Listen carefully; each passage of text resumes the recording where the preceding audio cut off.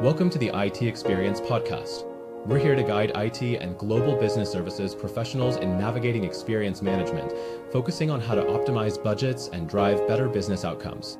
Join us as we discuss the trends, tools, and strategies with top industry experts that are transforming the future of service delivery in large enterprises. This podcast is brought to you by HappySignals, the leading experience management platform for IT and global business services. Hello and welcome again to the HappySignals podcast. Today we have a special guest with us because Hasse Eranka, who is with us today, was actually my colleague in a PR agency back in 2007, I think, 2007, 2008. We haven't really spoken to each other in almost 20 years. Yeah. And I reached out to him because he is one of the best communication experts in all of Finland. And I would say that even globally, he's somebody that you could go to. No problems at all to get more and better communications. But Hasse, I'll let you introduce yourself and just go ahead. Who are you? What do you do? Thank you, Sakari. Thanks for having me. And first of all, a lot of hype packed in first 30 seconds. So I don't know, can I meet up all the expectations that will take place here? Yeah, very nice to be here as a guest, and thanks for inviting me. My name is Hasse Eranka. I've been an entrepreneur for past 15 years in communications. Total experience in communication world is 20 plus years. And I have a privilege to work with you in your early days in your professional career. It was very fun times, a lot of good memories. We catch up right before this, broadcast. Past 3 years, I've been working as an independent consultant, working with different size of organizations, domestic here in Finland, on some international. And yes, a lot of times I've also been found myself also sitting in a lot of meetings with IT teams and tech departments. So this is a very fruitful topic, and I'm happy to share my thoughts and experiences on this topic. Perfect. And one of the things that the reason why I wanted to invite Hasse to the podcast is that as we speak with different enterprise IT teams, a lot of times the problem isn't how they can do the technical work, how they can keep the things up and running, but it is actually about how can they show the value, how can they communicate the value, how can they communicate the purpose of IT to the business so that there will be better comprehension and get that dialogue and collaboration with the business become more fluid and more productive. So one of the things I wanted to ask you first are what are the most common mistakes that you see IT teams, for example, or technical teams making when they try to communicate with business stakeholders? Yeah, that's a good question. So always starting with mistakes or going with the possibilities, but at the same time, the mistakes are always the possibilities. I see a few classic mistakes I see over and over again, regardless of the business they're dealing with or any industry they work with. I think a lot of the first thing, there are a few things. The first thing is just the kind of starting with from your own perspective. Instead of a lot of times tech people, IT people is more focusing on what you want to say rather than thinking about what the audience needs to know. So that always leads to confusion or there's a lot of technical stuff and it's kind of people get disconnected. If you don't step in the shoes of the receiver of the message a lot of times. So it's more about, hey, this is important to me instead of what is important to the receiver. The second thing is kind of related to that, but it's kind of like information overload, and just because you have a lot to say or doesn't mean that you should say it all at once. So it means that less is more, simplifying things. So I mean, there's too much detail. We all know that if you're not the kind of expert on certain topic, you get the overload of information. You might pick up the first few sentences and the next ones after that they're all blur. It's he said something, but I didn't really get the message that what was the real point. So think about a lot of times what's essential and cut the rest. So the less is more. And then a lot of times it's just, this kind of press and send kind of mentality. So we're a lot of times we're assuming that, that after you send a message, it means that it was received and understood. So really, no one's really, a lot of times that you don't follow that, was it in the right format? Was it understood? Was it simplified? If there's a, certain call to action point into that message, was that really taking into action? So I think those are the few essential mistakes I see a lot of times. That's like top of mind. Okay. I like the one thing I'm going to pick up on is that think about what is essential. But if I would be an IT person, I would go, but Hasse, how do I know what is essential? I think that everything is essential. Like, I think that I should be telling these details of the thing because I want to be factually correct and I don't want to miss out on anything. So how do you go about actually choosing what is essential and what is not? Yeah, I mean, I think success, the rule of, I believe in a successful communication, it always starts by understanding who are you talking to and what they care about, or if you put a little bit more forward that, what they're capable of understanding in that context and in what format. So a lot of times it's like a shifting from if we talk about tech or IT, it's just, the shifting from technical details to business impact is a lot of time, or a lot of time that essential is that how it touches, what is the value, instead of what is done.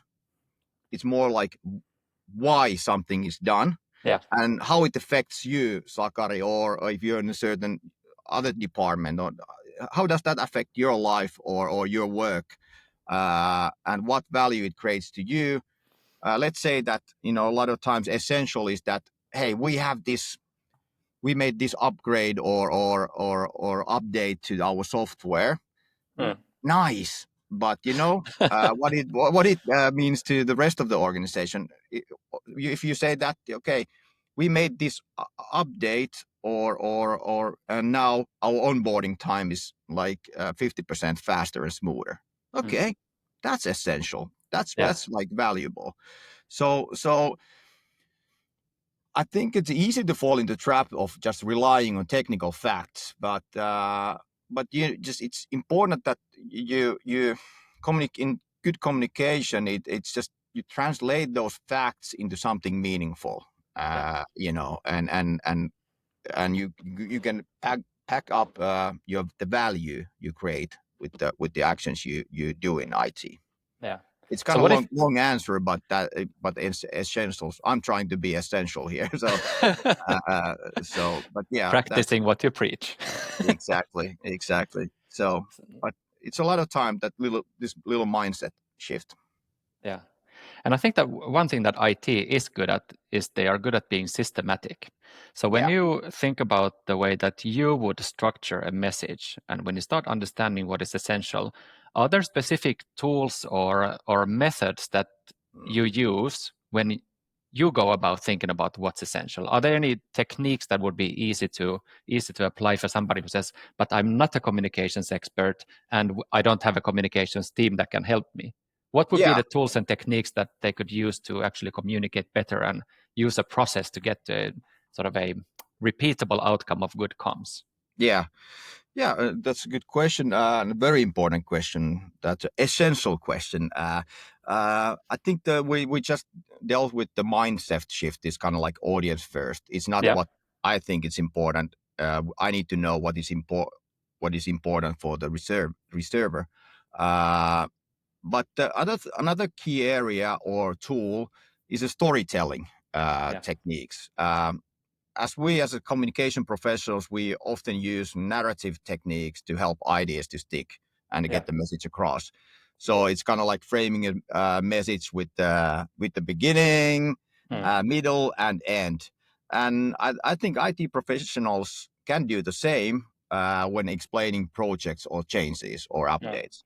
So it's not just we upgraded the system, but hey, we listened the feedback, made improvements, and well, like I said, the onboarding time takes half the time. Yeah. So it's kind of like there's a lot of tools of visualizing things, using these narrative techniques, storytelling. Uh, it's kind of like humanizing the IT a lot of times. Yeah. And that's a big topic. We could have a separate podcast on this. But it's kind of like there's like visual structured updates, but it's just kind of like a lot of times it's like making IT I would say more approachable by showing faces, names, partnering up with other departments, with the help of HR people, internal communication stuff. So and getting rid of that technical, jargon or technical language. We're all tempted to use technical language when we are experts on the certain area. But if we want to be effective communicators, we need to understand that we have to clarify, simplify our messaging at a lot of times. But I think the storytelling techniques, simplifying things, humanizing things, instead of sending emails, send a video clip explaining things. So it's about that's how I see it. It's humanizing IT and showing the value of things. Have you, as you worked with different technical teams, what would be then the signals that they could be looking for, knowing that now the message was received and not just sent? So that you mean that that when you measure that, if the message was received right and understood, that's what you meant. Yeah. For example, like are there anything that is it the stakeholders asking questions? Do you see the best teams, for example, using analytics tool to understand if the messages have been opened? Like what are the available tools might be limited, but maybe are there any techniques where you could make sure that the message was received and understood? Yeah. So that you can iterate on the with the learnings that you put in practice.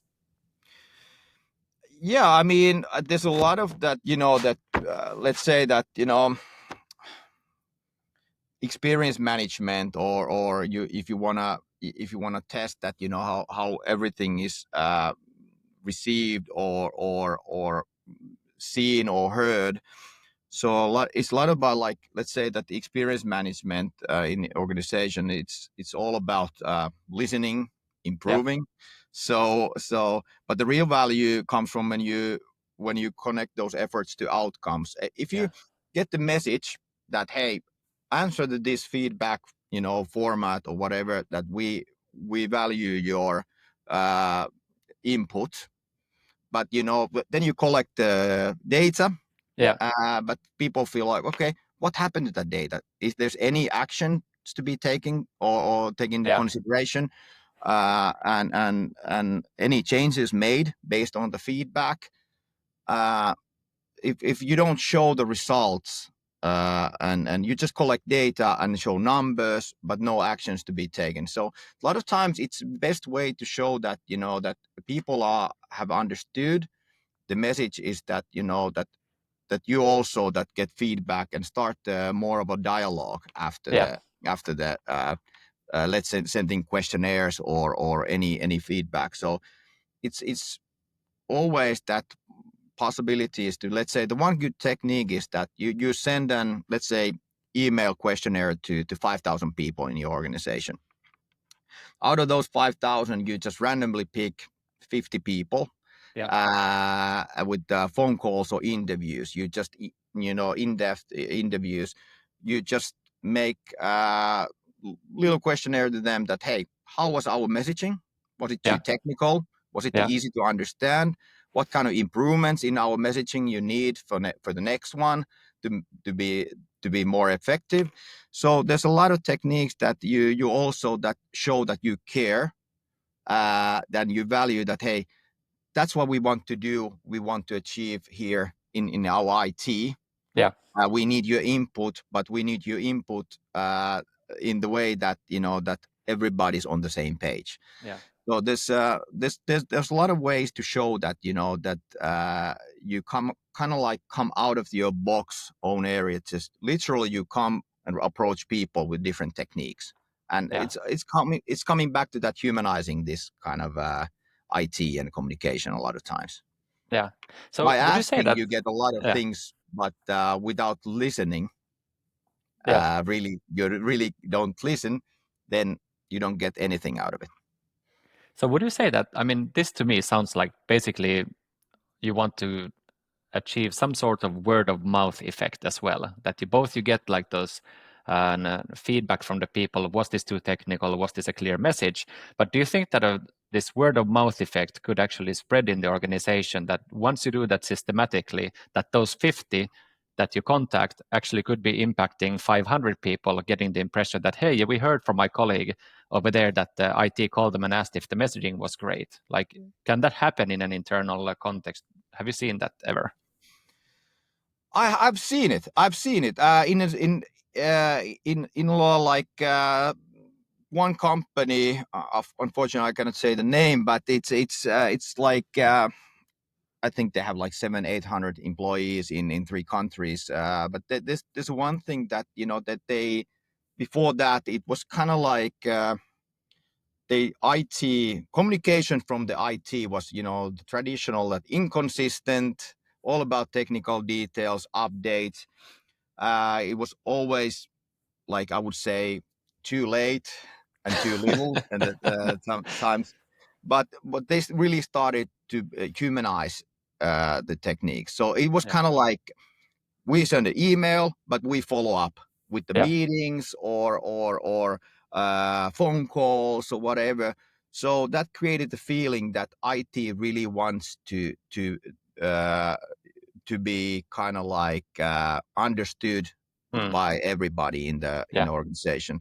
So I think a lot of times it comes back that the real value of IT, it gets lost in the translation Yeah. a lot of times.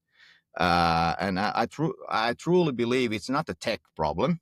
It's a communication problem. But the Yeah. good news is that it can be solved, and there's a lot of communication techniques. But it's a lot of times that if the communication is too distant, it's just random sender.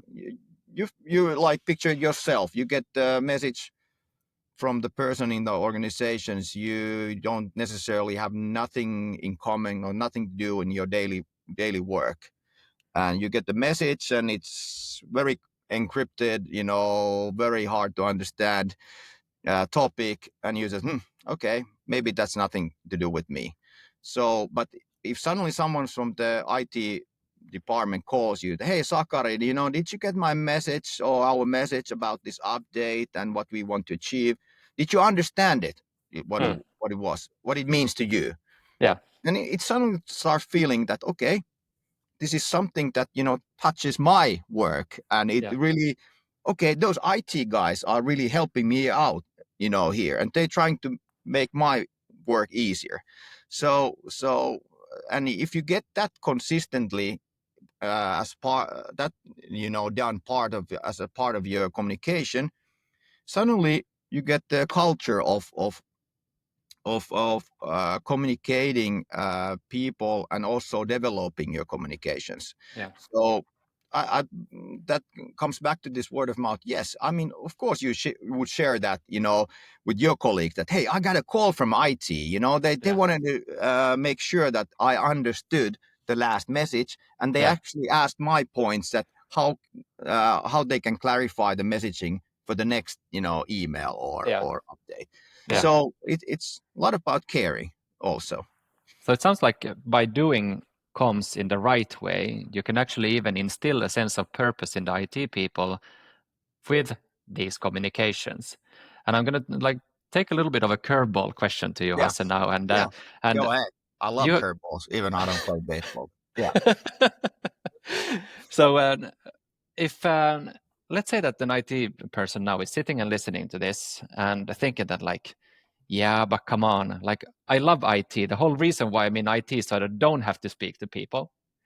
I'm thinking that maybe they haven't felt the right, or like they haven't felt what it can be like to do good comms and what kind of reward it gives.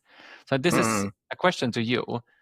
What has kept your fire kindled all throughout these years you stayed in mm. comms? Why did you stay? What is it so great about doing great comms and becoming good at it? Yeah, it's a nice curveball.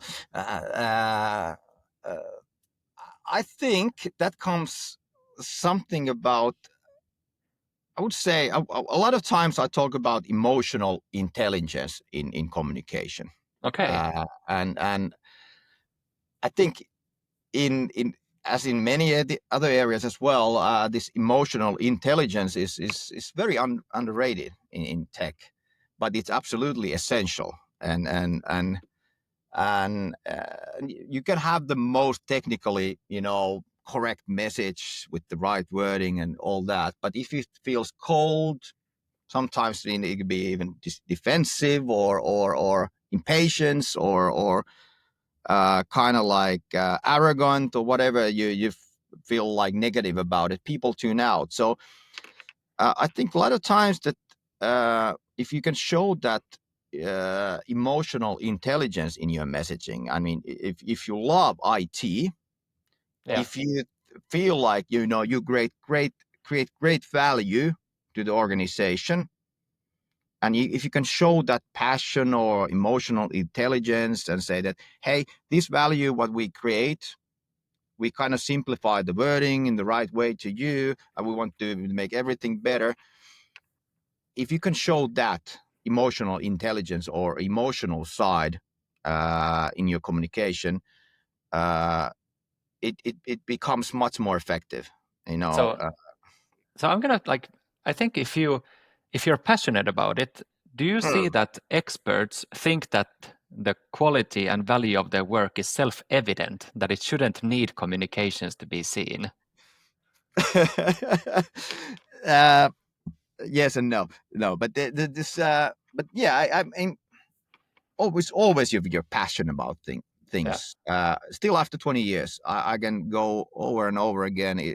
Different cases who wants to listen, but but yeah, if you're passionate about your work and passionate about and you're proud what you do, and if you really believe in what you do, and let it show, let it show. But and also that that put a little bit your own personality in there in your Yeah. communication. We talked about a lot of before this, that that a lot of presentations, and if you feel something is really scripted or Yeah. something is like something that someone plays a role, Mm. so if you put a little bit your own personality into your communication, the more I believe in communication, the more you give, the more you get back from your audience. Oh, that's a It's good just one. yeah. Oh, that's a line. That's a line. Yeah, but but yeah, I mean, but if you do that consistently, Yeah. if you're consistent in that, that about giving something from you, like put your own personality in there.